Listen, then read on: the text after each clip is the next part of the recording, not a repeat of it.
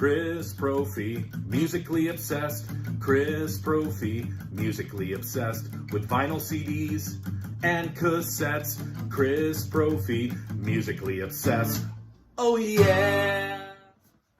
So I've recently been listening to the latest by Mr. David Gilmour, 2024's Luck and Strange. So I naturally kind of went back to his last album before that, which was 2015's Rattle That Lock. And I thought it might be interesting to kind of talk about these albums together and to tell you which one I like better. So let's start with Rattle That Lock. So, like I said, 2015, only David Gilmour's fourth studio album. Lots of similarities between these two albums. Both of them obviously have the beautiful guitar work of David Gilmour. They both also have most of the lyrics written by his wife, Polly Sampson, which I thought was interesting. And you even have some family members joining him on Luck and Strange, and I'll talk about that in a little bit. But I thought, doing a verses here, I want to talk about what I like about each album. I think there's only like one or two cons, and then at the end, I'll tell you which one I think is the better one. So with Rattle That Lock, what do I like about this album? Well, first of all, there's great instrumentals on here by David Gilmour. 3 of them, actually. And I've always loved instrumentals, especially when it comes to Pink Floyd and David Gilmour, because it just gives David a chance to shine with his guitar work. And a lot of times, David Gilmour doesn't have to do anything flashy with the guitar. Just his tone and the way he hits certain notes and the melodies he creates, he's able to kind of paint a picture with his guitar. And that's what I think many of us liked about Pink Floyd was David Gilmour's guitar work. And you really hear it on the 3 instrumentals on this album. They're called 5 a.m., Beauty, and Then. There's a song on here called Faces of Stone, and it's this acoustic, atmospheric waltz, which is one of my favorites. And every time I listen to it, I'm like, yeah, that's a really, really good song.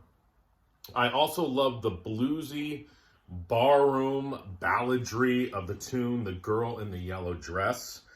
And I don't know, it kind of brings back that fun sort of Seamus vibe from metal.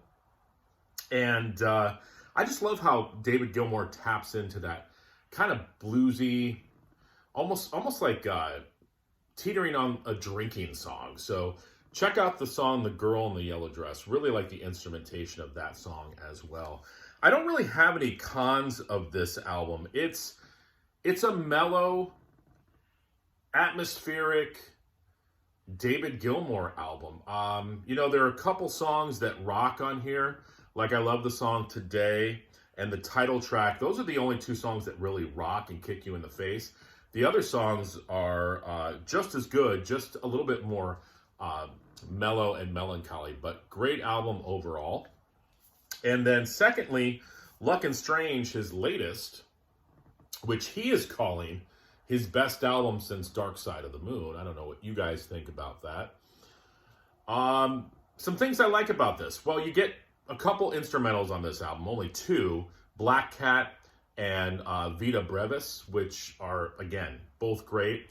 I love, and I didn't know this, I looked it up on the Googles, that Richard Wright has some keyboard recorded that David Gilmour used on this album. I guess the keyboard sessions were recorded back in 2007.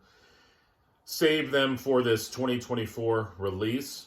So Richard Wright plays on here. There's a bonus song on here. And even before I talk about the bonus song, here's a con for this record. And it's one of those cons that maybe is a pro for you, but David Gilmour has his daughter on here, Romany Gilmour, singing a song called Between 2 Points. She has a beautiful voice. The song is great. But I bought a David Gilmour album I feel like if you were going to put this song on the album, maybe put it as the last song. I feel like it breaks up the album, and maybe that's what he intended it to do, but it doesn't break it up in a good way for me. I love the song. I love her vocals. It's just not, to me, what I want to hear on a David Gilmour album. What I think he should have done, and this is where that bonus track comes into play, he should have put the song Yes, I Have Ghosts in its place. That was the bonus song on the CD version. It's a better song. Plus, he and his daughter sing together. I think that would have been the better choice. So swap out Between 2 Points. Put Yes, I Have Ghosts in there. Hey, listen, if you wanted to tack on Between 2 Points at the end, I would have been fine with that. Lots of stuff on here that sounds like Pink Floyd to me, which is kind of funny to say because David Gilmour was in Pink Floyd, but I feel like there's more on this that gives me that classic Pink Floyd vibe. The title track, The Piper's Call, and listen to The Piper's Call again because it starts out mellow, but then at the end, he brings back the motif of Young Lust, which was that classic Pink Floyd song. Listen to it again. It's so, so cool. I feel like both of these albums have great arrangements and instrumentation as well. And I feel like David Gilmour kind of pushed himself a little bit more maybe on these albums to get some varied instrumentals and varied arrangements. So which one of these do I like better? Rattle That Lock or Luck and Strange? I'm probably going to have to go with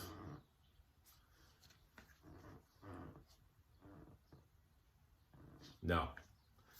I'm going with Luck and Strange. It's very, very close, but I think this album rocks a little bit more. And I also like the fact that he harkens back to those Pink Floyd days, even with having Richard Wright on here. Change out that Romany Gilmour song, and this would have been the perfect album. So both of them are great, but my nod goes to Luck and Strange. What about you? Let me know in the comments below. You're not going to be upset with either of these albums. David Gilmour magic. All right, everyone. Bye.